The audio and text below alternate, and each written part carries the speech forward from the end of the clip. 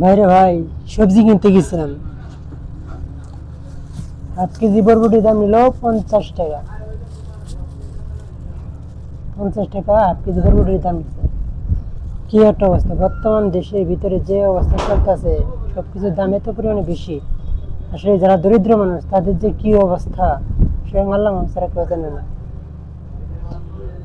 যদি এই বরবটি 100 টাকা কেজি হয়, তাহলে একজন মানুষের বর্তমান ইনকামে দিন প্রতি 1000 টাকা ইনকাম করা লাগবে, তাহলে সে তার সঙ্গে চলবে। যে অবস্থা, এই 100 টাকা কেজি বরবটি কিভাবে চলবে মানুষের জীবন?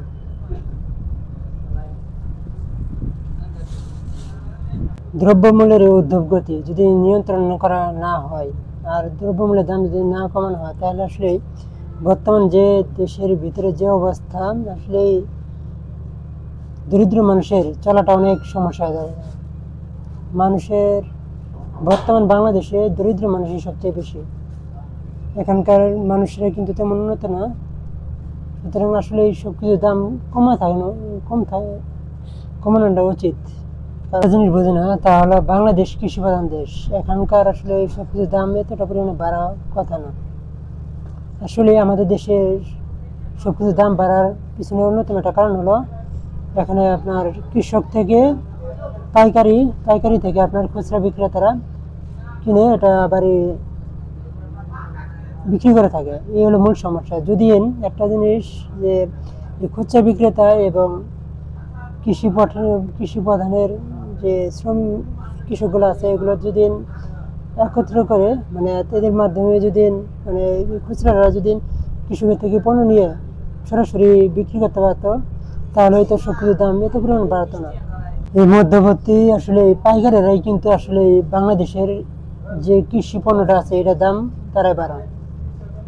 এরা আসলে কৃষকের থেকে স্বল্প মূল্যে পণ্য কিনবো, সবজি কিনবো, কিনে আবার স্টক রাখিয়ে দাম বাড়ায় পরে আবার বিক্রি করব, যার জন্য সবকিছুর দাম এত পরিমাণে বেশি। আমি মনে করি এই বর্তমান বাজারের যে অবস্থা, এর দিকটা আসলে সরকারের দেখা উচিত। সরকার যদি এই কৃষি পণ্যগুলো কৃষকের থেকে কিনে এবং সরাসরি যারা বিক্রি করে, মানে তাদের মধ্যে যদি একটা সামঞ্জস্য সৃষ্টি করতে পারে, তাহলে হয়তো সবকিছুর দাম কমতে পারে। কারণ দীর্ঘদিন ভোক্তা দিয়ে আপনার কোনো সমস্যার সমাধান না। আসলে যে কোনো জিনিসের একটা নির্দিষ্ট পরিকল্পনা দরকার। পরিকল্পনা থাকলেই দেখবেন সমস্যার সমাধান অটোমেটিক হয়ে যাবে। আর আমার কথা হলো যে বাংলাদেশের প্রত্যেকে যদি তার মানে জমি যদি খালি না রেখে যদি সবজি চাষ করে, তাহলে হয়তো বাংলাদেশের সবজির দাম অনেকটা কমতে পারে। কারণ জমি ফেলে রাখলে আসলে এটার কোনো মূল্য থাকে না। যদি এখানে সবজি চাষ করে, তাহলে হয়তো এটা নিজের যেমন চাহিদা পূরণ করবে, তেমনি দেশের যে একটা খাদ্য চাহিদা আছে এর ঘাটতিটা পূরণ করতে সাহায্য করবে। তাই প্রত্যেকের উচিত বাড়ির উঠানে বা যেখানে খালি জায়গা আছে সেখানে আপনার সবজি চাষ করা। তাহলে আপনার দেখবেন যে দেশের ভিতরে যে একটা অস্থিরতা ভাব, যে সবজির যে দাম বাড়ে, এটা আসলে থাকবে না।